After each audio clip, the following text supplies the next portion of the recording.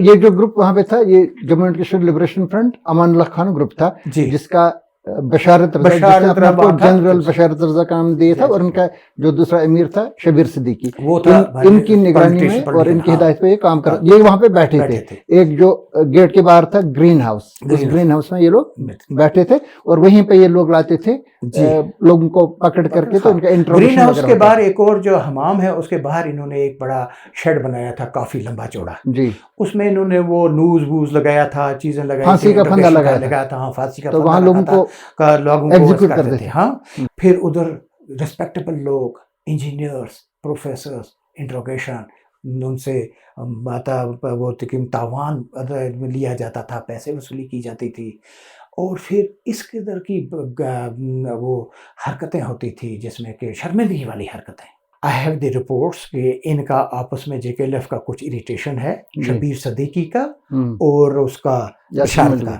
अच्छा, बशारत का। अच्छा, बीच में हाँ अमानुल्लाह ग्रुप के अंदर कोई था। अच्छा। जिसकी वजह से इन्होंने अंदर कुछ जो लोग हैं वो मुजफ्फराबाद के हैं जी, we could say they are Muzaffarabad से। अच्छा, फॉरेनर्स भी थे, फॉरेनर्स थे। अच्छा। और स्नाइपर वेपन भी आया हुआ है। नाजरीन आदाब, आपने गुज़श्ता किस्त में देखा राजा एजाज अली साहब के साथ, रिटायर्ड पुलिस अफसर के साथ एक गुफ्तगू हमने की, एक पॉडकास्ट कर लिया, लेकिन वो मुकम्मल नहीं हो सका क्योंकि उनकी दास्तान काफ़ी तवील है। आज एक मरतबा फिर एजाज साहब हमारे मेहमान हैं। एजाज साहब, शुक्रिया कि आज इस दूसरी किस्त में भी हम आपसे बात कर रहे हैं। तो हम इसमें चाहेंगे कि आपका जो रहा है इसमें जो तजुर्बात रहे हैं पुलिस में, as inspector general of police crime, और इसमें कई ऐसे वाक़ात हैं जो हिस्ट्री बन गए और जो खबरों में आ गए, इन सब पे हम बात करेंगे। इसके अलावा आपकी जो पॉलिटिकल एक्टिविटीज़ हैं उसके बारे में हम बात करेंगे। तो ये जब हालात वहाँ पता चले तो हमने राइटिंग में भी देना था, देते रहे, कोई एक्शन नहीं हुआ। एक दिन एनकाउंटर हो गया। ऐसा हुआ कि वो हमारे इंस्पेक्टर ने उनको रोक दिया। 26 मार्च 1996। मेरे वालिदैन हज पर जा रहे थे, मेरे घर में दावत चल रही थी, उनको रुखसत करना था, तो वहां से पता चला कि इरिटेशन फायर हो गया। गेट पर फायर हो गया।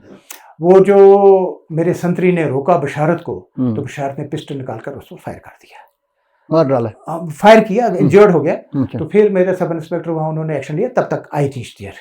तो फिर बाज़ाब्ता फायर हुआ 1-1.5 घंटा। तो फायर में मेरा एक सब इंस्पेक्टर अमानुल्लाह वो शहीद हो गया।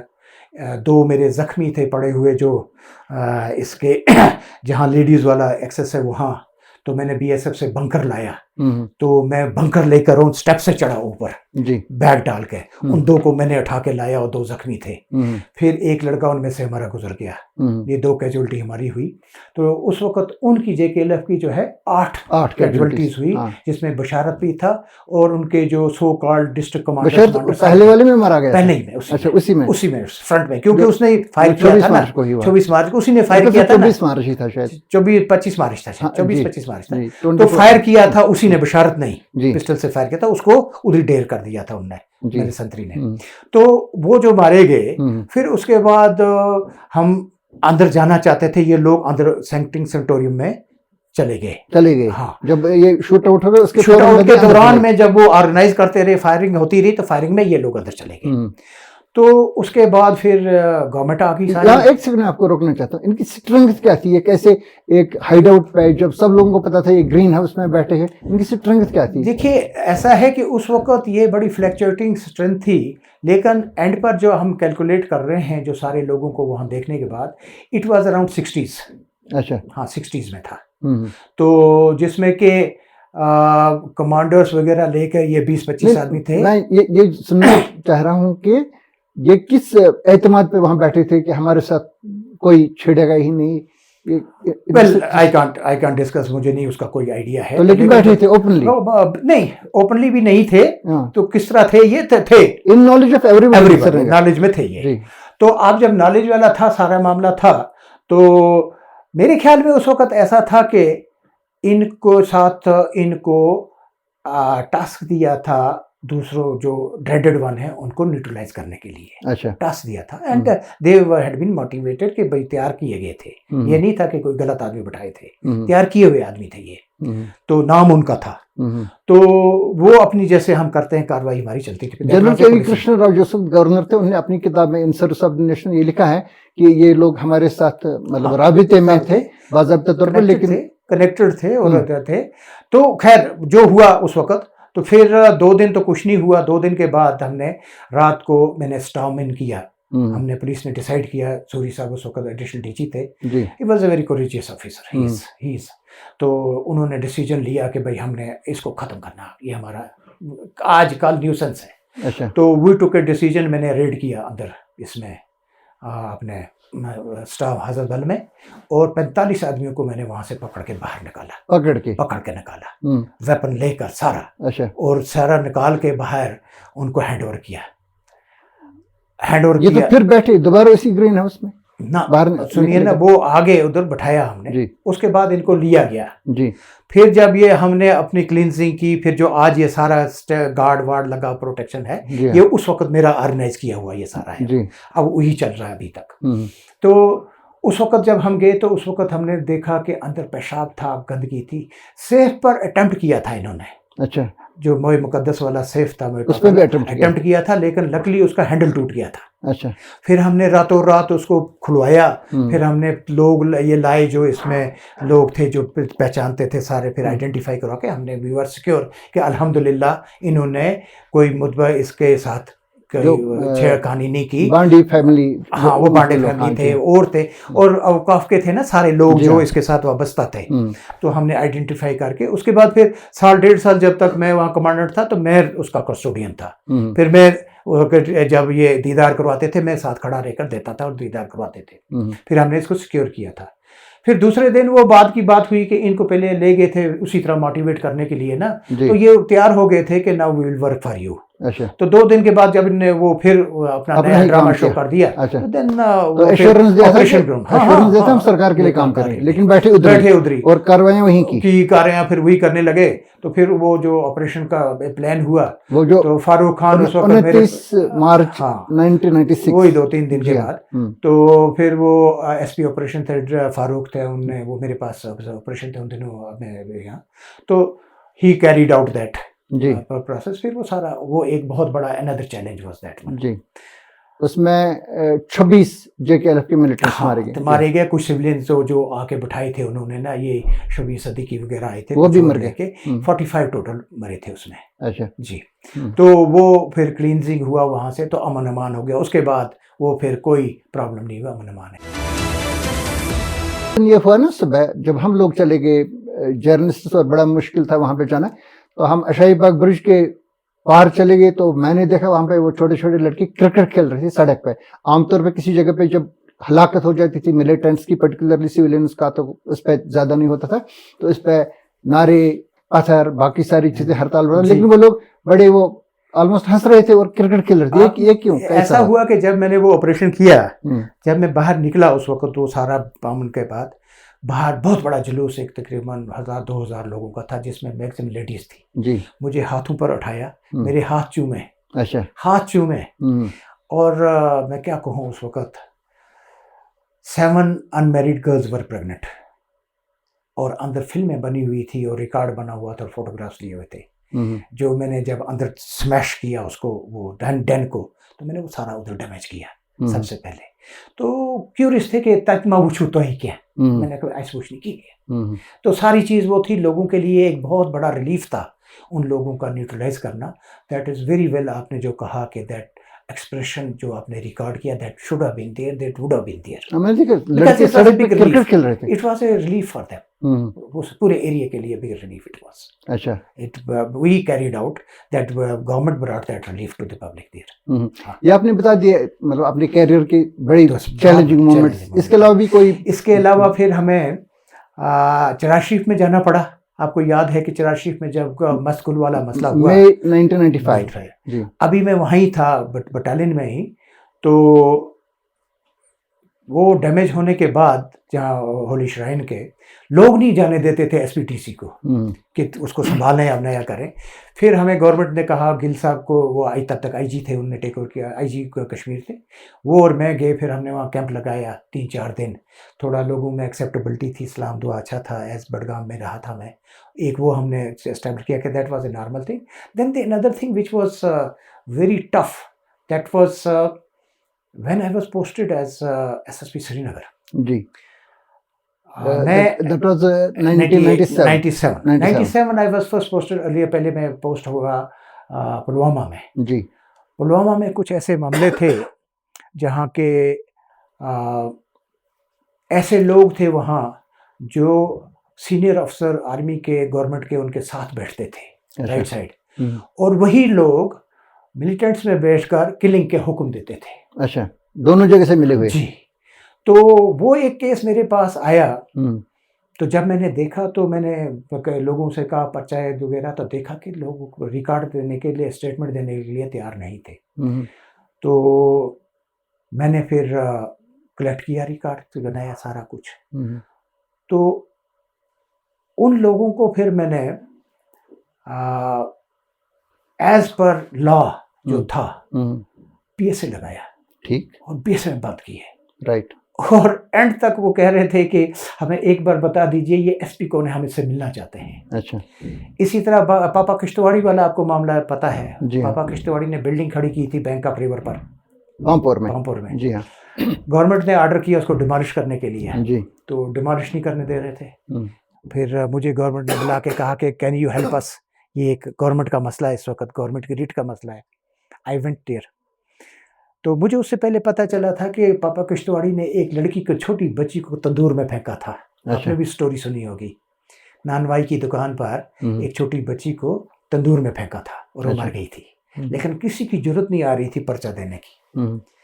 तो मैंने वो रिकॉर्ड मंगाया था, बनाया था। तो जब मैं वहाँ गया तो वो डिमोलिश करने लगे, तो पापा किश्तवाड़ी के गनमैन लेकर वो आ गया। ये नहीं होगा, वो नहीं होगा। मैंने कहा ये कौन है भाई? कहा पापा किश्तवाड़ी। मैंने कहा इधर बुलाओ इसको। मेरे पीएस उसके चार। मैंने कहा ये जो इसके साथ गन, मैंने डिसआर्म करो, disarm them first, nobody will reach to me with their arms. मेरे एकदम वो he was not mentally prepared.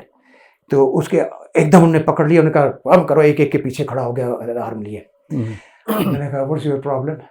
कहा ये मैं पापा किश्तवाड़ी हूँ। मैंने कहा सो व्हाट? मैंने कहा ये बिल्डिंग क्यों ट्राई किया? ये मेरे हुक्म से चली है। मैंने कहा देखो भाई, कोई रस्सी है इसमें गाड़ी में, और एक चेन लाया। मैंने कहा बांटो इसके पाँव के साथ, लगाओ इसको जिप्सी के पीछे, इसको लटाओ, इसको। एंड प्रैक्टिकली उल्टा के हमने उसको टांगे बांध ली और खड़ा हो गया। वाह माफ करो, आप खुदा वास्ता माफ करो, वाह करो। तो हमने कहा go and demolish this building. This was a writ. Pulwama balance हो गया। लेकिन ये वेरी वेल कनेक्टेड था सिक्योरिटी फोर्सेस, पुलिस वगैरह के साथ। काफी कनेक्टेड थे ये। बहरहाल मैं उसमें जाना नहीं चाहता हूँ, लेकिन लोगों में इस किस्म की दहशत थी कि जिसकी बात ही नहीं है। फिर उसको ऐसा हुआ कि ये सारे फिर इसी किस्म की दहशत अनंतनाग में थी। आप चरार शरीफ की बात कर रहे थे। हाँ, चरार शरीफ से तो खैर हो गया, हमने सेटल करके। देन जब मैं पुलवामा गया, पुलवामा की ये बात कर रहा हूँ। पुलवामा से immediately I was picked up to come as SSP Srinagar. मुझे उस वक्त डीजी कह के गए थे कि हम तुम्हें अब डीआईजी बना रहे हैं, you are qualified as DIG. तो मेरे बैचमेट दिलबाग थे, एक वैकेंसी वो बन गया, तो मैं वेट कर रहा था, लेकिन मेरी पोस्टिंग एसएसपी श्रीनगर हो गई। मैंने चीफ मिनिस्टर साहब से कहा जनाब मैं डीआईजी बनना चाहता हूँ, तो आपको मुझे डीआईजी बना के लगाइए, मैं काम करूँगा। कहा नहीं इस वक्त मुझे ज़रूरत है तुम्हारी, I want you to be here. Well it's was all right. मैंने आया, काम शुरू कर दिया। I had lot of difficulties. DG never wanted me to do like that, but I was very very very plan in professionalism के if I am given the responsibility, it's my responsibility, I am answerable. तो director general police Gurbachan Jagat, हाँ जगत थे जी। मैंने जो अपने सारे troops को एक कॉशन किया, एक पुल आते हुए ब्रीफिंग की कि I will not accept anything innocent killing या कोई ज्यादती। तो वो थोड़ा मिसरिप्रेजेंट हो गया था डीजी के पास। जी। तो मैं गया, मैंने काफ़ी कोशिश की कि मिसरिप्रेजेंट नहीं, मैंने ये कहने का मेरा मतलब था कि अगर कोई ऑपरेशनल है तो I am the head, I am heading the Srinagar, तो मैं कमांड करूंगा। लेकिन अगर कोई ऐसी चीज़ है कि जहां इनोसेंट वाला है तो I will not accept it. कानून आपके लिए भी बराबर है। उन्होंने कहा नहीं, कोलेटरल वोलेटरल हो जाता है। मैंने कहा सर आप हैं, हम हैं, मैं आपकी कमांड में काम करता हूँ, आप जैसे अफसर हैं यहाँ काबिल अफसर, हम क्यों कोलेटरल होने देंगे जी। तो फाइनली आई टू सरेंडर में आके मैंने कहा सर मैं तो अपना पूरा निभाऊंगा, मैं आंसरेबल हूँ रूल्स के मुताबिक मैंने दिया। काफ़ी मुझे ये मुश्किलातें पैदा की गई। फिर मुझको जो प्रॉमिस था 6 महीने में आपको निकाल देंगे, डीआईजी बना देंगे, वो नहीं होने दिया। कहा कि भाई मुझे इसकी ज़रूरत है। वहाँ से मेरे प्रेशराइज करते थे हर चीज़ में।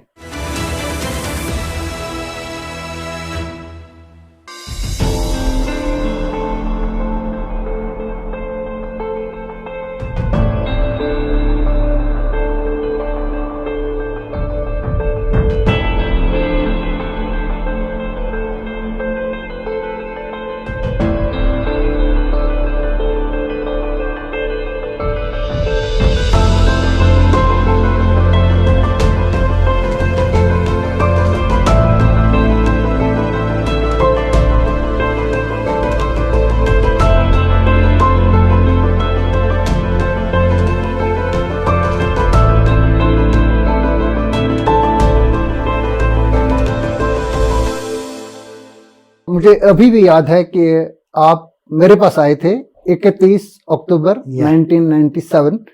चाय पीने वाले थे मेरे साथ मेरे रेजिडेंस पे एमएलएस हॉस्टल में। तो इसी बीच में एक जोरदार ब्लास्ट हुआ और आपकी चाय भी रह गई और निकल गए आप, और मैं भी उसके बाद निकल गया, जिसमें वो ब्लास्ट हुआ। जो ही निकला वहां से सीधा पहुंचा मैं ये जो हमारी ये लेन है ना हमारी रीगल चौकी लेन, हनीफ मोटर्स रीगल चौकी में उसमें सामने हुआ। और जब मैं पहुंचा तो देखा मैंने एसएचओ जो था मुश्ताक अहमद बाबा उसका हो गया। मैंने क्विकली किया क्या हुआ, कहा जी गाड़ी में ये लगा था वो लगा था। इतने में डीआईजी आ गए अशरफ बेदार साहब जी। वो दूसरी गाड़ी के पास जाने लगे तो मैंने रोक लिया। मैंने कहा आप कोई किसी गाड़ी के पास ना जाए। उनको मैंने साइड में किया और सारी गाड़ियां चेक करवाई। बीडी स्क्वाड लाया, खुद हमें भी रोक रहे थे, वो कह रहे थे गाड़ी के वो बाद में रोक रहे थे, कोई उधर मत जाओ, उसमें दूसरा हमने बता रहे थे वो। फिर उस वक्त हमने बीडी स्क्वाड लाया, चेकअप किया कि उनका भी एक बूट में भरा था 25 kg का था तकरीबन, वो दूसरा RDX वहाँ था। फिर नुमाइश के पास एक गाड़ी थी हमारी, जब मैंने पूरी सिटी में अलर्ट कराया वहां एक गाड़ी में RDX था, वहां भी 20-25 किलो था उसकी डिक्की में। फिर हमने सारा सिक्योर करके तो एक साइड से तो मुश्ताक का वो जो मातम हुआ था उसके साथ उनके पुलिस के 2 लोग मर गए थे, एक इंजर्ड था और एक मर गया था मुश्ताक, और सिविलियन कुछ मरे थे, सिविलियन इंजर्ड हुए थे, जख्मी 10-20 लोग जख्मी हुए थे। काफी तबाही काफी इटवा से RDX का था, इतना बड़ा ब्लास्ट हुआ था और उन्होंने मैकेनिज्म जो गाड़ी में वो रखा था फिट करके। जी हाँ, तो दिल्ली नंबर की कार थी। तो फिर जो उसके बाद वो रात भर हम, आपने नोट किया होगा, याद होगा आपको, रात भर फिर हमने आर्मी की असिस्टेंस ली और पूरी कारों के आसपास हमने बैग्स का चैम्बर बनाकर फिर उसको किया, क्योंकि आसपास रेजिडेंशियल एरिया था और इतना RDX था कि कुछ भी हो सकता था। फिर हमने एक्सपर्ट्स लाकर रात को फिर 2 बजे 1:30 बजे वो हमने तकरीबन 1:30 बजे हमने वो ब्लास्ट किया। जी वो क्लियर। तो that was also a situation जी। फिर एक और चीज़ आ गई मीरवाइज साहब का, मैं बताऊं आपको। जब आई वाज SSP श्रीनगर तो मीरवाइज साहब ने अप्लाई किया कि मुझे फर्स्ट टाइम कि 21 मई का हमें इजाज़त दीजिए इसके लिए जी। वो ना जो इनका डे आता है उनका, मीरवाइज साहब का मतलब बरसी। तो हाँ, तो मेरे पास जब आए तो मैंने अपना जो मेरा स्पेशल ब्रांच थे उधर से जब मैंने फीडबैक लिया तो मुझे पता चला कि मीरवाइज साहब इज ऑन रिसीविंग एंड। उनके आपस में डिफरेंसेस हुर्रियत के साथ पैदा हो गए थे जी। तो I wanted to exploit this situation.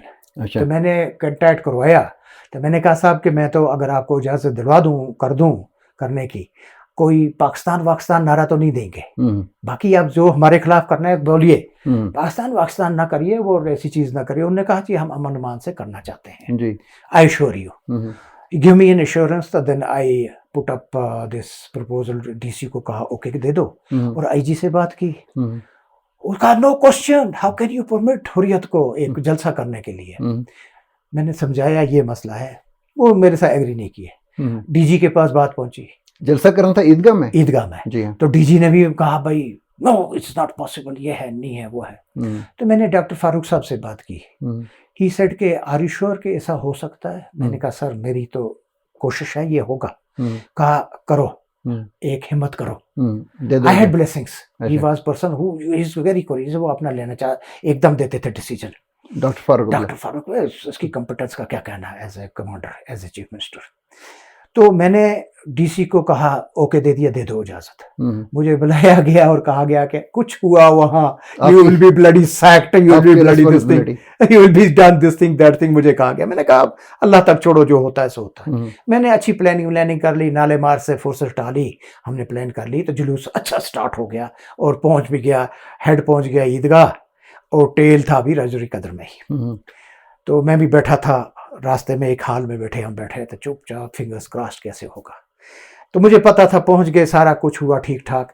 अब मेल्टिंग जो था, इसका क्राउड का मेल्टिंग जो था, इसके बाद में दैट वाज, हमें था कि कुछ ना कुछ शायद कोई फेंक ना दे, कुछ ना करे। तो अल्लाह का करना, ऐसी बारिश स्टार्ट हुई जब मीरवाइज साहब लास्ट दे रहे थे, तकरीर कर रहे थे, ऐसी बारिश कि हेल्टर स्कल्टर लोग भागे। अच्छा। और उस दिन से आज दिन तक वो जलसा अब चल रहा है। That was the first thing. So that was also encouragement के पेंटक फीलिंग्स को करने के लिए। अब तो बंद ही हो चुका है, 2019 के बाद नहीं चल रहा। चलिए अब तो वहां से हो गया, लेकिन चला काफी साल चला। बाद में इसमें कैजुअलिटीज भी इवन मैं आपको बताऊं कि मैं एज एसएसपी, मेरी राइटिंग में ये है अवेलेबल डॉक्यूमेंट्स में, कि मैंने ये जो हमारा निकालते थे ना जुलजना का, ये इधर से मुहर्रम वाला जुलूस, जी हाँ, ये बंद रखा था। मैंने कहा मैं रेस्पॉन्सिबल हूँ, मैं कंडक्ट करूंगा, मैं जुलूस निकालने दूंगा। 2 दफा मेरी रिकमेंडेशन रिजेक्ट की, उसमें DG put his foot down and IG को उन्होंने नहीं होने दिया। Otherwise doctor Farooq was also inclined. अच्छा। हाँ, ही वाज इंक्लाइंड के जुलूस निकालें हम, तो ये लेकिन नहीं हो पाया उस वक्त। फिर उसके बाद जब doctor Farooq Abdullah chief minister 96 से 2002 तक, हाँ, इस बीच में आपने रिस्पांसिबिलिटी ली थी। मैं था एसएसपी था ना, मैंने रिस्पांसिबिलिटी ली 98 में। वाले 10वीं मुहर्रम वाले जुलूस। हाँ, 10वीं मुहर्रम के जुलूस मैंने इंश्योरेंस दी। मैंने कहा सर मैं चलाऊं, कंडक्ट करूंगा। He said can you do? मैंने कहा यस। कहा करो। लेकिन फिर ये गए अपने पुलिस अफसर उनको कहने के लिए कि sir let's not test the risk, ये होगा वो होगा, उनको डराया।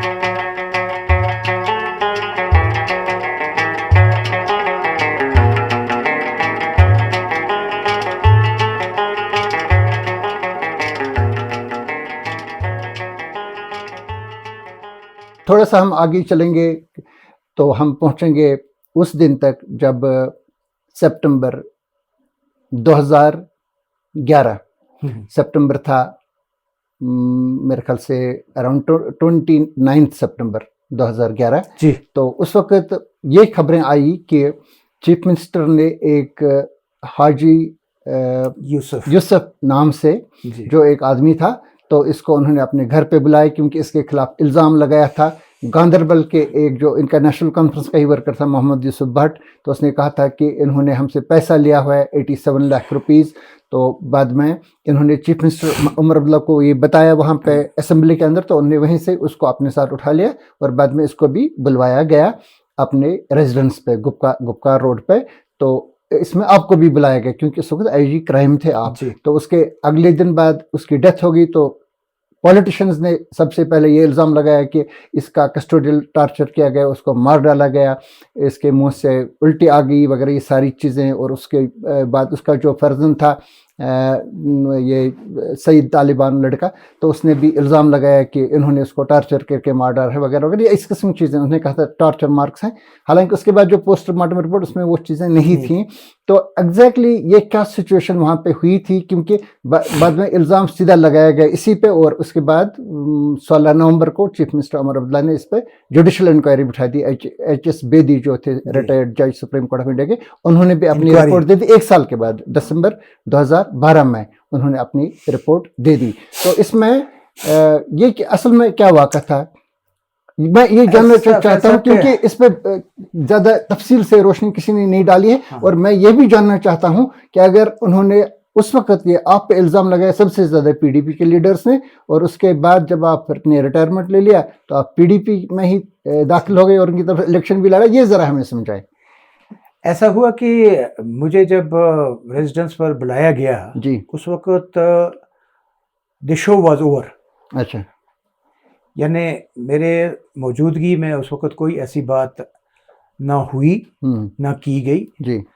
कि यूसुफ के साथ। जी। मुझे ये बताया गया कि भाई ये हाजी यूसुफ है, he has indulge into a criminal act. जी। इसने चीफ मिनिस्टर के नाम पर पैसा लिया है एमएलसी बनाकर, और एमएलसी बनाने के बाद मिनिस्टर बनाने के लिए भी उसने 70-75 लाख रुपए लिया था किसी से। जी। और इसने पहले भी ये ऐसा किया हुआ है, ये दूसरी बार किया हुआ है। तो इसको पर्चा दो और इसके खिलाफ इल्जाम ये था कि इसने मोहम्मद यूसुफ भट्ट से पैसे ले, उसको बताया कि मैं एमएलसी दो बनाऊंगा। से, एक मोहम्मद यूसुफ भट्ट से भी, दो और वो लोग। दूसरा वो अनंतनाग का था, हाँ, somebody बिजबारा साइड का। हाँ, उनको उन बताया दोनों था से हम आपको एमएलसी बनवाएंगे और minister of state, minister of state work का देंगे, उसको वो बनाएंगे। हाँ, ये इल्जाम था। ये इल्जाम था जी। तो ये हमें बताया गया उस वक्त के मिनिस्टर ऑफ स्टेट होम के नासिर सोगामी। उस वक्त नासिर सोगामी साहब भी वहाँ थे, उस वक्त अपने राणा साहब मरहूम देवेंद्र सिंह राणा वो भी वहाँ थे जी। तो ये सारा चीज़, तो मैंने इनसे कहा साहब कि बंदा कहाँ का, कहा जी वो अंदर है। तो बंदा जब मैंने देखा तो मैं इसकी हालत देखी, मुझे अच्छी नहीं लगी। मैं इसको पहले जानता नहीं था। अच्छा। लेकिन सुना था हाजी यूसुफ को सुना था। ये सुना था कि हाजी यूसुफ जो है ये बड़े बड़े डिसीजन जो गवर्नमेंट के हैं उनमें इन्फ्लुएंस करता है और लोग बड़े बड़े अफसर भी इसके पीछे आगे फिरते रहते हैं। बट लकली मुझे कभी इनकाउंटर नहीं हुआ था। ये बिजबारा साइड का था शायद, अनंतनाग साइड का। हाँ, कुलगाम का था शायद, कुलगाम का जी। तो उसके बाद जब मैंने कहा जी ठीक है, इट्स नो प्रॉब्लम, तो मैंने इसको कॉल किया एसपी अपना जो क्राइम था उसको। तो ही वाज समवेयर एल्स, तो उसने कहा मैं पहुंच रहा हूँ जी। तो तब तक मुझे सीएम साहब ये थे, वो भी बैठे थे अपने उमर अब्दुल्ला साहब भी, उन्होंने कहा this is something very serious, he has done it, तो इसको जाकर देख लीजिए क्या है, तो इसका प्रोसेस करिए, I want to know exactly how it has happened and who all are involved. Right. मैंने कहा ठीक है। तो मैंने एसपी को कॉल किया, तो बाय द टाइम मैंने देखा कि ये आदमी जो था इसकी हालत थोड़ी सी मुझे ठीक नहीं लगी। तो मैंने इससे पूछा, मैंने कहा तुम कैसे फील कर रहे हो, क्या फील कर रहे हो? इसने कहा जी कि मैं कुछ चक्कर सा मुझे आ रहा है, गिड्डी आ रहा है। तो he was unable, he went to the urinal, और मैंने यूरिनल देखा कि he was unable to sit on the part, और पेंट खोलने वोलने में भी था, प्रॉब्लम थी। तो मैंने कहा जी कि before something happens to him here, तो पीएसओ को बुलाया, मैंने कहा इसको गाड़ी में बैठाओ। इसको पीएसओ 2 ने होल्ड करके गाड़ी में बैठाया। गाड़ी में तो गाड़ी में बैठा के मैंने कॉल किया डॉक्टर को, डीआईजी को कहा, मेरा कॉल था इसमें क्राइम का, मैंने कहा कॉल डॉक्टर पुलिस हेडक्वार्टर का, पुलिस हॉस्पिटल का immediately, police hospital. I want to be sure कि भाई सिविल अस्पताल में ले जाएंगे तो इमीडिएटली कोई लाइन ऑर्डर सिचुएशन हो जाती है, तो पुलिस हेडक्वार्टर में पुलिस डॉक्टर आएगा, देख बेटर रहेगा वहीं। बेटर। तो हम चले यहाँ से। तो जब मैं अपने हेडक्वार्टर पहुँचा तो मैंने एक यहाँ अपना जो इंचार्ज था हमारा एसएसजी का, उसको कहा भी कि मुझे इसके सीसीटीवी की जो फुटेज है वो मुझे दे देना, गुपकार रोड की चीफ मिनिस्टर की रेजिडेंस की, वो मुझे शेयर कर लेना। तो उसने कहा अभी भिजवा देते हैं वगैरह। तो मैंने कहा इंश्योर कि किसी और के हाथ ना आए, किसी आलतू फालतू ना जाए, ये प्रॉब्लम बनाते हैं। तो मैंने कहा वो डीएसपी आपका है वो शबीर, वो कहाँ है? कहा सब यहाँ नहीं है। मैंने कहा कहाँ है वो, उसको कहो he is chief ministers right hand man जो इसका डीएसपी।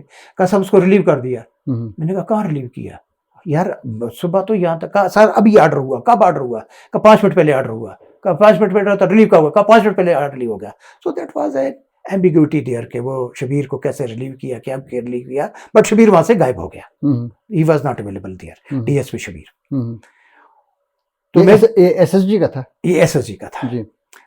तो क्योंकि मैं पहले एसएसजी में रहा था, मुझे सारा पता था एसएसजी का सारा, मेरे इनका मैंने ही अफसर लगाया था उनके साथ सारी चीज़ के लिए। तो जब मैं हेडक्वार्टर पहुंचा तो डॉक्टर आ गया। तो मैंने डॉक्टर को कहा कि दिस मैन इज देयर, इसके कुछ है पर्चा वर्चा देना है। तो बट बिफोर दैट आप पहले वहां पे क्राइम ब्रांच में गए, क्राइम ब्रांच में, हेडक्वार्टर पे? हाँ क्राइम ब्रांच में। इसको भी लिया हाजी सबको? हाजी को मेरी गाड़ी में बैठा हुआ है इसको ना, भी क्राइम ब्रांच में लिया? हम गए, क्राइम ब्रांच था उन दिनों प्राइवेट, इसमें राजबाग में रास्ते में ही। अच्छा। तो डॉक्टर वहां से आ गया, तो मेरी गाड़ी में ही ये था। मैंने इसको कहा कि इसको चेकअप करो क्या प्रॉब्लम है। उसने इसको नीचे उतार कर वहीं सामने उस पर वरांडा में देखा, तो उसने कहा सर ऐसा है कि यहाँ क्या देखूंगा, मैं इसको अस्पताल ले जाऊंगा। ठीक। मैंने कहा ले जाओ अस्पताल। वो उठा तो अस्पताल ले गया। एसपी भी साथ, एसपी भी आ गया था, एसपी भी ले गया अस्पताल चला गया ये। तो रात को इसको ट्रीटमेंट उन्होंने किया। बट जब वो अस्पताल गया तो मैंने जब वो PSOs तो उसके साथ बैठे थे, वो उल्टी का वगैरह किसी का कोई ऐसा नहीं था, किसी ने कोई बताया नहीं था। तो लेकिन अस्पताल जाने के बाद शाम को मतलब ये कहानी ही नहीं थी उल्टी ना कुछ नहीं था, ना कोई एविडेंस था गाड़ी में वगैरह कुछ भी? There was nothing. अच्छा। तो वो जब वहाँ अस्पताल गया तो डॉक्टरों ने उसका इलाज शुरू कर दिया और उसको ट्रीटमेंट देना शुरू कर दिया। आपको कुछ लगा वहाँ पे जब आपकी कस्टडी में दिया गया कि इसकी कोई मारपीट हुई है या ऐसे ही खौफ से इसको? मुझे ऐसा लगा कि वो आदमी जो मैंने बोला ना, बड़ा एक खड़पेश ऐसा था कि जो बड़े बड़े फैसलों में बैठता था। मतलब एक इज्जत थी उसकी? हाँ, बड़ी इज्जत थी सोसाइटी में। तो कुछ उसके साथ ऐसा हुआ था कि जिसमें वो अंडर बिग स्ट्रेस था, ही वाज नॉट रिस्पॉन्डिंग। स्ट्रेस में रिस्पॉन्ड जो नहीं करता है, बिग स्ट्रेस में था। तो उस स्ट्रेस में फिजिकली कोई ऐसी चीज नहीं थी कि जिसमें यू कुड हैव सीन के भाई इसको इमीडिएट चाहिए। तो अस्पताल वालों का काम है, उन्हें दिया, उनको रात को उसको दिया, मेडिसिन वगैरह दी, सारा कुछ किया। तो मॉर्निंग में हमारे यहाँ कुछ फंक्शन था, यहाँ वो मौलूद शरीफ था, मैं बैठा हूँ उसमें, तो आया कि भाई ही हैज कम टफ। तो हम गए, मैंने कहा कि बोर्ड ऑफ डॉक्टर्स करो, constitute, it should be A board, और पूरा वीडियोग्राफी करो इसकी। तो वो कराया, तो बॉडी पर वो देयर वाज नथिंग कि भाई कोई ऐसी चीज हुई, ऐसी कोई एविडेंस नहीं थी, कोई मारपीट, टॉर्चर नहीं, कोई ऐसा किस्म का कोई नहीं था। आप तो अपना बता रहे हैं तो हमने हाथ ही नहीं लगाया, लेकिन इससे पहले आपको लगा कि जिन की कस्टडी में ही था वहां पे चीफ इंस्पेक्टर, आपको लगा कि किसी ने इसको कोई मारपीट की है कुछ? मुझे नहीं, आई डिडंट सी एनी मारपीट वाला नहीं था, but he was under big stress, बहुत स्ट्रेस में था कि स्वेटिंग था, वो था, वह था वगैरह, अल्लाह था वगैरह। मुझे नहीं कहता कि ऐसा कोई नहीं चाहता था कि उसके कुछ है, क्या किया होगा मुझे नहीं मालूम है। तो कोई निशान नहीं था, कोई इस चीज का नहीं था। तो ना उसके साथ बात हुई कि उससे पूछता तुम्हारे साथ क्या हुआ। हो सकता है अस्पताल वालों ने पूछा हो या एसपी ने पूछा हो। तो जब वो बच गया तो naturally the first thing is this के पुलिस ने क्योंकि अरेस्ट किया है, रखा है या नहीं है, तो लेकिन पुलिस के नाम पर आ गया तो कुदरती बात है इंक्वेस्ट प्रोसीडिंग जो 176 की थी वो करनी पड़ती है। जी हाँ। तो मैजिस्ट्रियल इंक्वायरी स्टार्ट हो गई। तो मैजिस्ट्रियल इंक्वायरी ने जब उसमें देखा तो उन्होंने देखा कि there was nothing into that one, क्योंकि हमारी कस्टडी में आया ही नहीं था, हमारा टच ही नहीं हुआ था, तो पुलिस का कोई इन्वॉल्वमेंट उसमें था ही नहीं कि पुलिस को कोई उसमें वो लाते में कि भाई कैसे हुआ क्या हुआ, क्योंकि पुलिस ने ना बात की थी, ना इंट्रोगेशन की थी, ना कुछ किया था, हैंडल किया था। So that was closed as not put, there was nothing.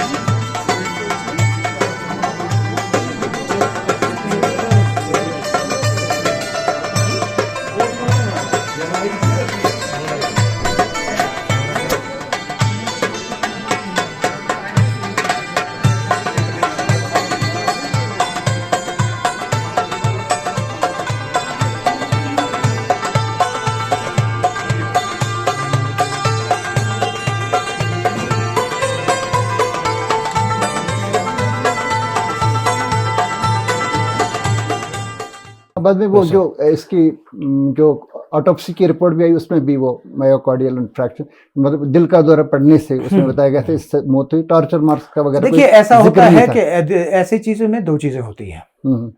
एक होता है ये कि जो प्रोसीडिंग हमने की कि इंक्वेस्ट प्रोसीडिंग के क्योंकि पुलिस वाज कनेक्टेड थी, हो गई।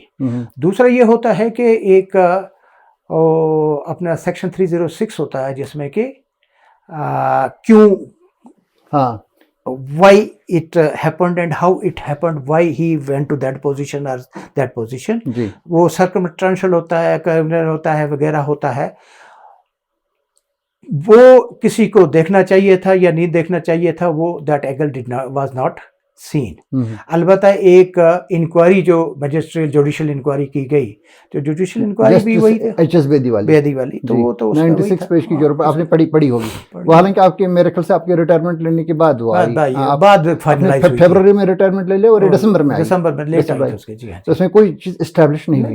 लेकिन इल्जाम लगाने वाले जो लोग थे इसमें मेरे ख्याल से आपके ही मतलब इलाके से ताल्लुक़ रखने वाले सीनियर बहुत ही सरकर्दा वकील भी मुजफ्फर हुसैन बेग साहब, तो उन्होंने बताया थे वो उसको मर्डर कह रहे थे, ये कत्ल का मामला है. तो वो बड़ा महंगा पड़ गया मुझे.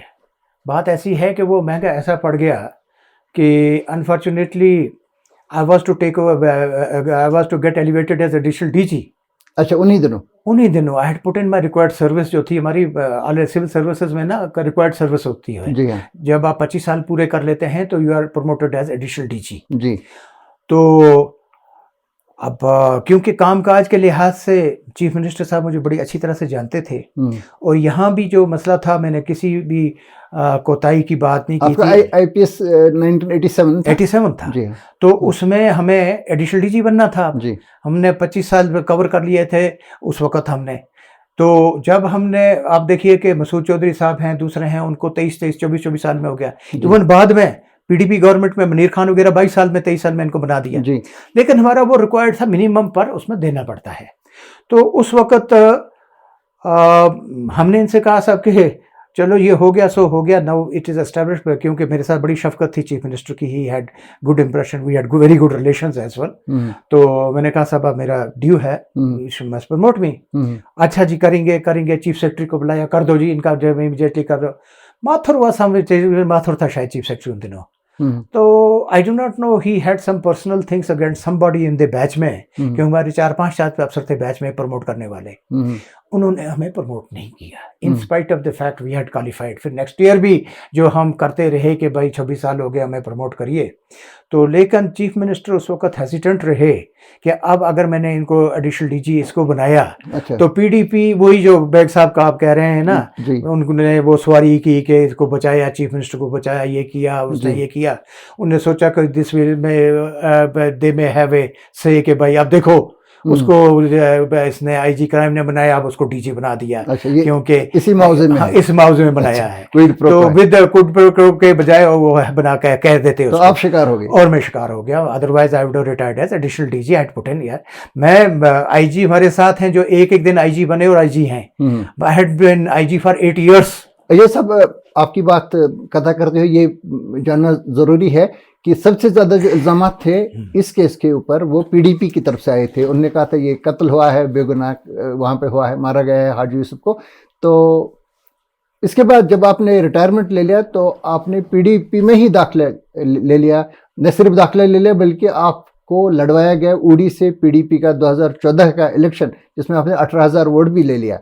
तो ये कैसे हो गया? अगर वो लोग, इनको लग रहा है कि ये कत्ल का मामला है, तो आपको कैसे एडमिट किया गया? ऐसा था कि उन्होंने जो उस वक़्त कहा कत्ल का मामला, ऐसे उन्होंने कहा कि आईजी क्राइम जो है वो गवर्नमेंट को प्रोटेक्ट कर रहा है जी, कत्ल कहीं और हुआ है. अच्छा. ये कहा था पीडीपी ने फर्स्ट. अच्छा. कि कत्ल कहीं और हुआ है. अच्छा. और IG crime is responsible to protect them. अच्छा. और ये प्रोटेक्शन छुपा रहे हैं. अच्छा. मेरे पर वही इल्जाम था. अच्छा. ये किसी वेग इधर उधर से हुआ होगा, किसी को पर्सनल लेवल पर के क्राइम में ये किलिंग हुई या इसने हुई हुआ. अदरवाइज पीडीपी का ये क्लेम था. दूसरी बात ये थी कि पीडीपी ने मुझे नहीं लड़ाया. मैं खुद अपनी पोजीशन में बैठा था उड़ी जाकर, लोग मुझे ले गए. तो हमने एक माहौल तैयार कर लिया था and I was going to contest independently. पूरी तरह से मेरी तैयारी थी. तो उसमें सबसे बड़ी बात वहाँ थी कि मुझे एनसी का चीफ मिनिस्टर साहब का बंदा आया यहाँ, खुद गाड़ी लेकर ले गए कि साहब आप ज्वाइन कर लो.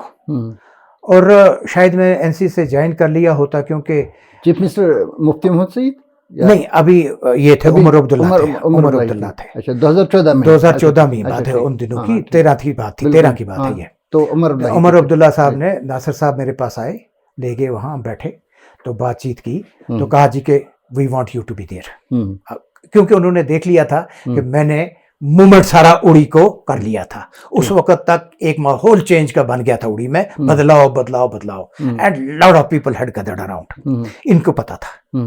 तो मैंने उनसे कहा कि साहब बात ऐसी है उमर साहब से, बड़ी मौदबाना अल्तमास में, मैंने कहा साहब देखिए मैं आपके साथ सारे रहे, आपकी फर्स्ट तकरीर मैंने करवाई एज पेम्पी जब बने थे, मैंने आपको ऊपर के गाय सारा रहा, एनसी के मुझ पर बड़ी शफकतें रही हैं, क्योंकि डॉक्टर फारूक साहब ने मुझे लाया था, और गवर्नमेंट के दौरान में वट एवर यू में से हमने रन किया है, चलाई है गवर्नमेंट उनकी, सारे 5 डिस्ट्रिक्ट मैंने किए, 3 रेंज किए, और इसी रहा सारा, तो इन्वॉल्वमेंट था। तो मैंने कहा कि साहब मुझे एडिशनल डीजी बनना था, यही पॉइंट जी, तो आपने मुझे कमिटमेंट किया था कि एडिशनल डीजी बन के जाओगे, तो डीजी बन के जाओगे, लेकिन फिर आपने मुझे एज आईजी रिटायर किया। अब आज मुझे आप कहते हैं एनसी ज्वाइन कर, और कल को ये होगा, तो मैं कैसे ये एतबार करूं? ठीक, मैंने कहा अभी भी आपके पास ये चांस है कि जिन ऑफिसर्स को अब मेरे बाद आपने प्रमोट किया, उनका इफेक्ट आप 1 जनवरी से दे दीजिए, वो कानून में है जी, तो मैं भी कवर हो जाऊंगा, मैं बैक डेट से बन जाऊंगा।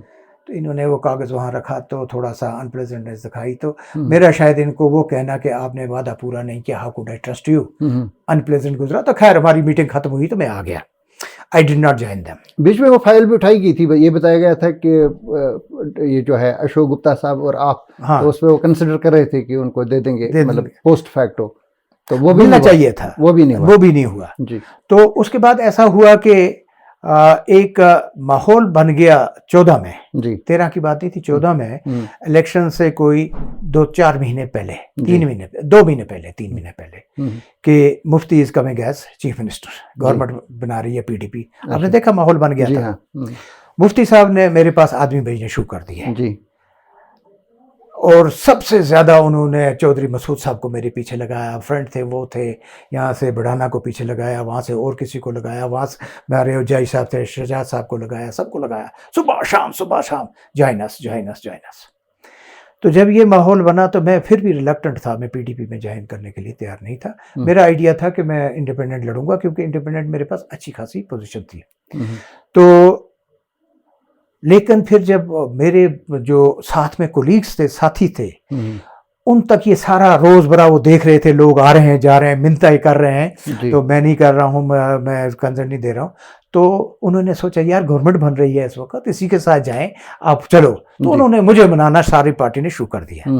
अब सारा जो कोलीग्स थे, पार्टनर थे, सारे थे जिनके बलबूते पर हम चलाते थे, जब उन्होंने मोटिवेट किया, मजबूर किया, तो फिर मैंने पीडीपी ज्वाइन किया उस वजह से।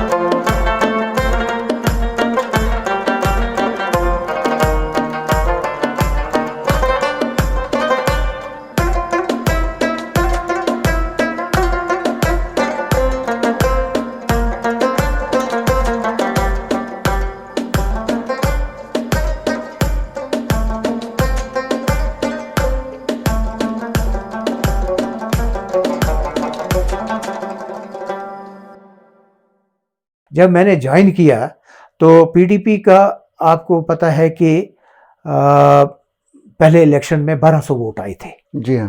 तो जब मैंने ये ज्वाइन किया तो उस वक्त एक टेक्निकल फ्लॉ ये हुआ कि मुफ्ती साहब को मैंने कहा कि आप जलसे के लिए जब आएंगे, फाइनल रैली और जलसा होगा, आप आइए 7 तारीख को। अच्छा, तो 8 का दिन हमारे पास रह जाएगा, तो 9 में हम कर लेंगे आगे। उन्होंने कहा नहीं, I want to come on 30th। मैंने कहा सर अगर आप 30th को आएंगे तो हमारा सारा तो जो पोल है खुल जाएगा और फिर हम मुश्किल में पड़ जाएंगे। कहा नहीं ये है वो है। तो फिर उन्होंने कहा यार देखो मेरे पास हेलीकॉप्टर है, मैं उन्हीं दिन आ सकता हूँ, ये है। मतलब मेरी बड़ी परसुएशन के बाद भी उन्होंने कहा नहीं मैं 30th को आऊँगा।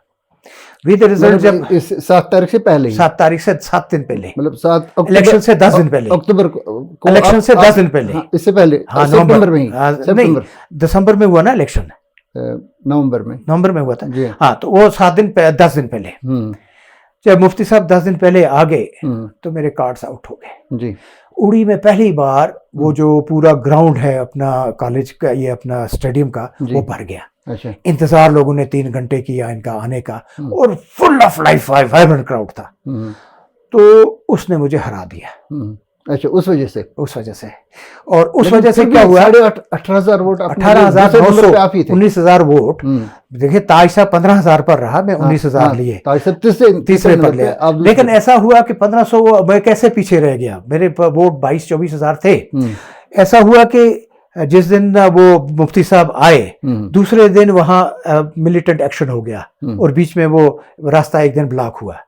तो एनसी वालों ने क्या किया कि ये पुराने खिलाड़ी थे, इन्होंने 2200 एफिडेविट प्रिंट करवाए, एफिडेविट्स 2200 के हम एमएलए बनते ही। बीच में जो शेरी पे हमला हुआ था मिलिटेंट्स का, शेरी में नहीं हुआ था, ये हुआ था उधर गन पॉइंट था ना, उसमें उड़ी में गन पॉइंट जी, राजरवाइयां उसको बोलते हैं, उधर हुआ जी, था। अच्छा, दूसरा उधर हुआ था।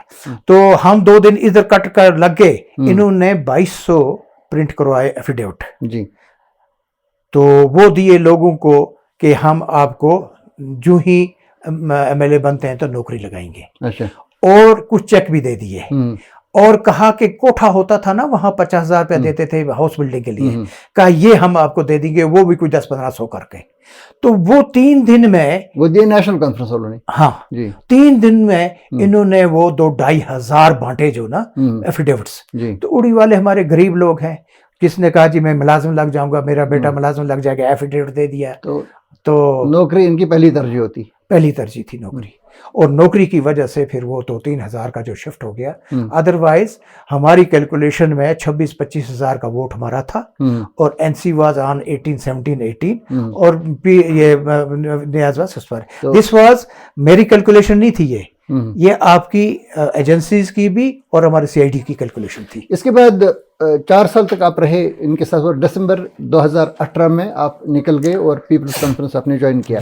उस वक्त क्या वजह हुई थी? और बाद में आपने 2019 में इनका इलेक्शन भी लड़ा बारामूला को पार्लियामेंट्री कॉन्स्टिट्यूएंसी से और 3,000 वोट भी हासिल कर। मैंने जब मुफ्ती साहब से कहा कि भाई हाउस ऑफ एल्डर्स किसको बोलते हैं जी, इसको राज्यसभा को हाउस ऑफ एल्डर्स क्यों बोलते हैं, he gave me a smile, तुम क्या कहना चाहते हो?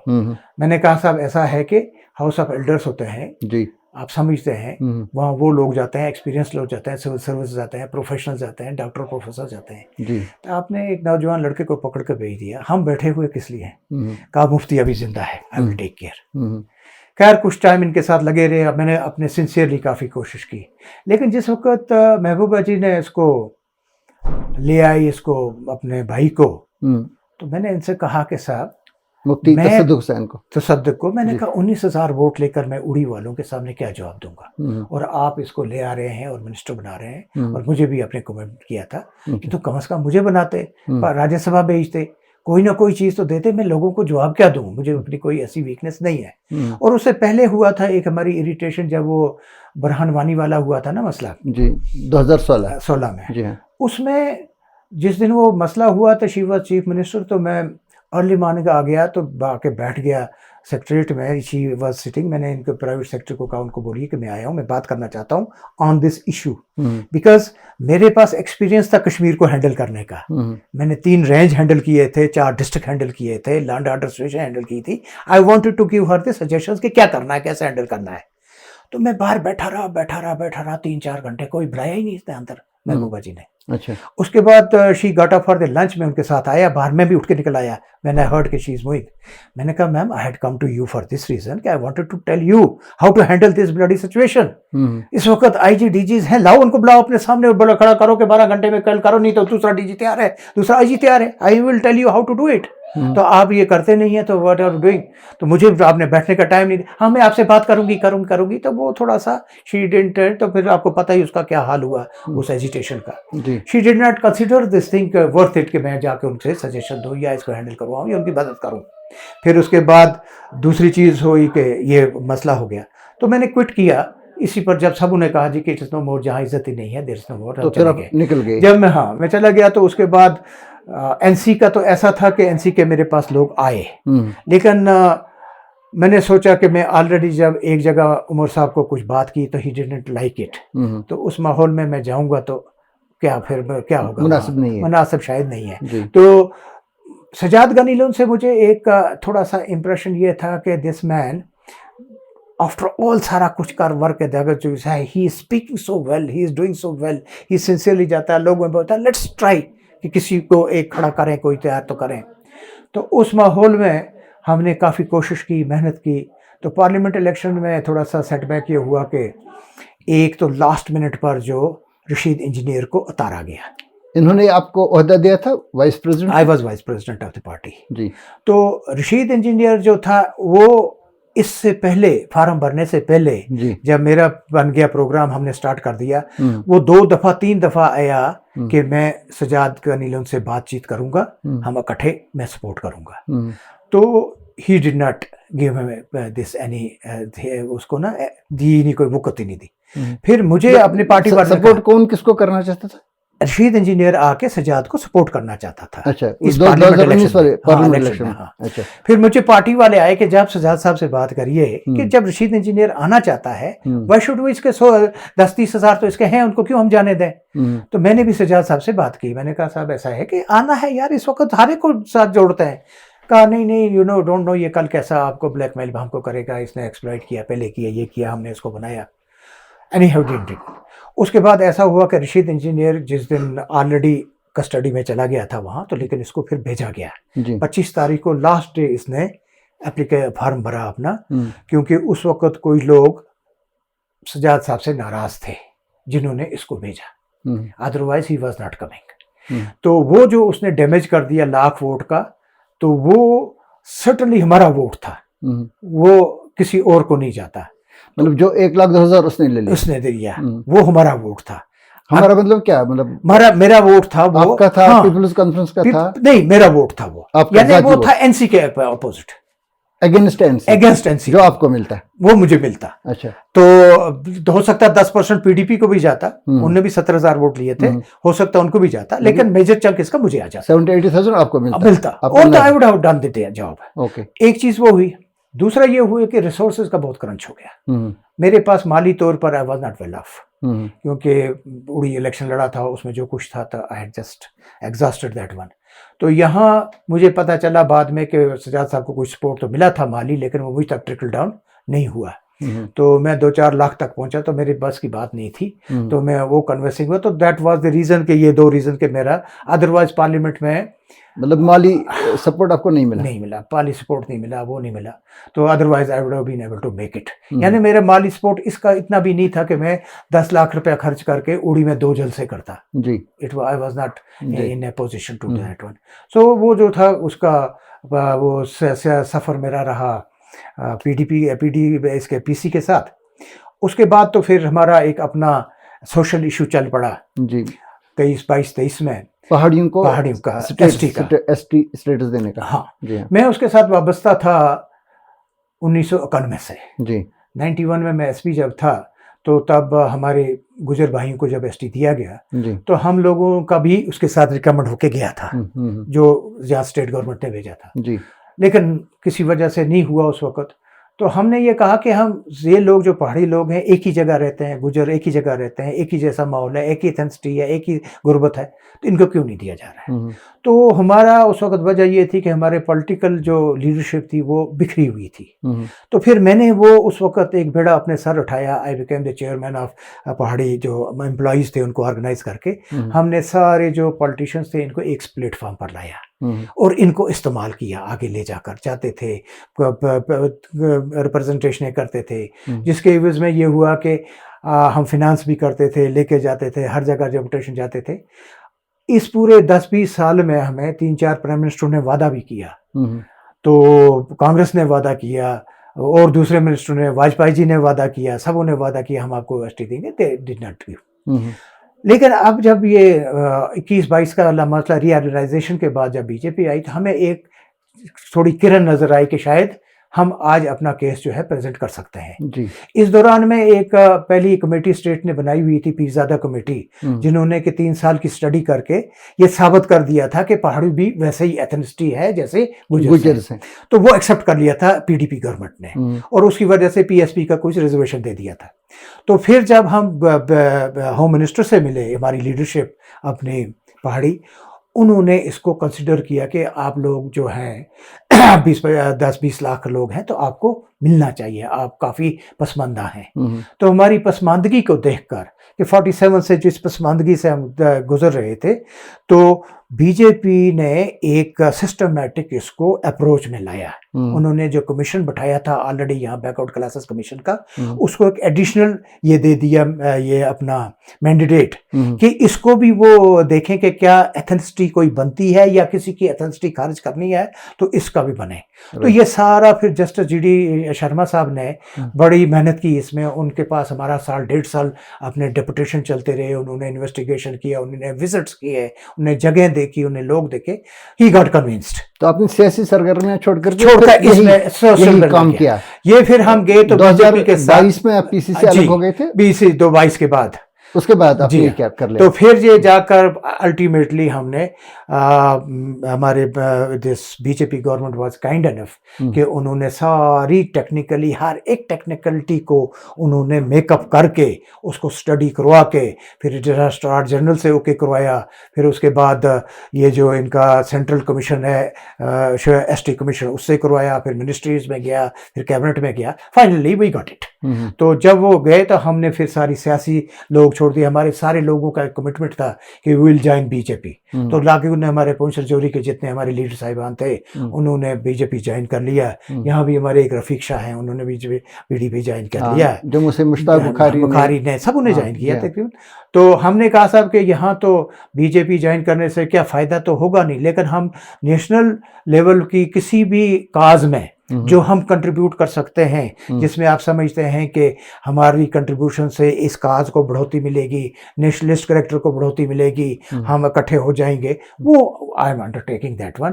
आई एम द चेयरपर्सन नाउ इसका पहाड़ी कल्चर एंड वेलफेयर फोरम जो है हमारे JNK का, उसका as chairman I am taking care of that one, और वो एक्टिविटी मेरी लगी हुई तो है। होम मिनिस्टर ने जब आपके साथ ये वादा किया, उसके बाद वो आए रजौरी, पहले उन्होंने रजौरी भी एक जलसा किया और बारामूला में इट वाज अ चैलेंज, मुझे एक चैलेंज उन्होंने दिया जी। कहा कि रजौरी में तो ठीक है ये कर सकते हैं, तो क्या तुम उसमें अपने बारामूला में कराओगे या कुपवाड़ा में? मैंने कहा करवाएंगे। तो मैं वहां से चला आया, तो यहाँ हमने काफी कोई 1.5 महीना फ्रैंकली स्पीकिंग हमने विजिट किया, टंगडार से लेकर पूरा साउथ कश्मीर तक और फिर उड़ी तक, हर जगह टंगमर्ग तक, हर जगह शुपैया तक हम पहुंचे। 1.5 महीना आई हैड बीन ट्रैवलिंग। तो उसमें शराफत साहब थे तब चेयरमैन पर इसके अपने वेलफेयर फोरम के, उनको साथ लेकर, बाकी दोस्तों को साथ लेकर जगह जगह गए। तो हमने वो काफ़ी मेहनत की उसमें। आपने देखा होगा कि it was an excellent show.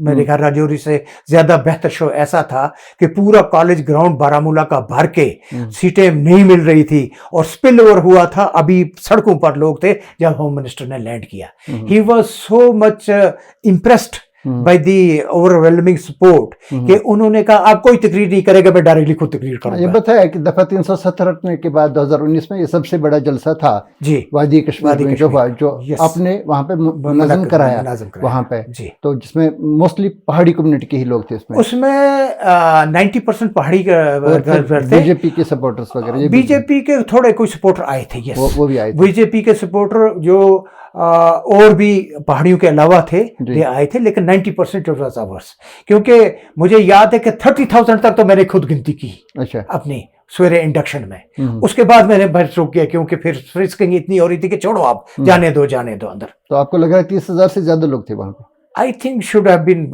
More than 40,000। Raja Ejaz साहब, आपका बहुत बहुत शुक्रिया कि आपने तफसील के साथ रोशनी डाली। 2 किस्तों में आपने अपनी पूरी कहानी सुनाई। एज पुलिस ऑफिसर के चैलेंजेस थे आपको दुश्वार, और आपने अब दूसरी किस्त में हमें यह भी बता दिया कि आपका जो मुख्तसर एक सियासी सफ़र था और उसके बाद जो आप पहाड़ी कम्युनिटी के लिए कर रहे हैं, उनको ST स्टेटस दिलाने में आपका नुमाया रोल रहा है। हम इसकी अप्रिसिएशन करते हैं। आपका बहुत बहुत शुक्रिया। तो नाजरीन, ये थे साबिक पुलिस ऑफिसर राजा एजाज अली साहब, जो आपसे बात कर रहे थे। 2 किस्तों में आपने उनको सुना। तफसील के साथ अपने ख्यालात का इजहार कर लीजिए कमेंट्स में और देखते रहें पाकिस्तान।